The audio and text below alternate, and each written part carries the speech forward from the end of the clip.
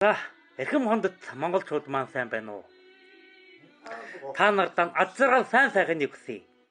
Би бол өөр Монголын Ордос хотын одгийн мөнх шунаа нанс болгоснаа могоо цагаар нутагтай малчин шүлэгч Аа баян жаргал байгаа.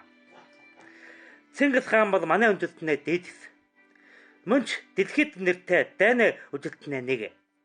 Богдлогийн хүмүүс Чингис хааныг агуу их баатар гэж Тэнгэрлэг хөөн гэж магтан дуулдаг.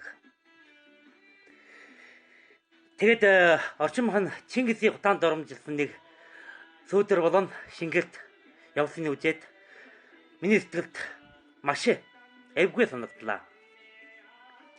Хэрвээ агуу их эхүн намын үжилт нь моостун моо төрөлөгч ингэж хутаанд оромжилвол яадаг болох бүү мэд. Эхүн намаас манай чөөн дуудан үндэстэн төгсөн хайр халамж болон төрийн бодлого нь өнөөдөр ийм хэмжээнд төгссөн юм уу? Бүү мэд. За тэгэхэд манай үндэстэн минь хамтааран босолдож энэ их хутаан доромжлолын эсрэг хүчийг бүгдээрээ босолдож эрхэт төлөөгөө хамгаалъя. За миний хэлэх гэж байгаа ярих гэж яраа минь ийм дүгэн юм байна.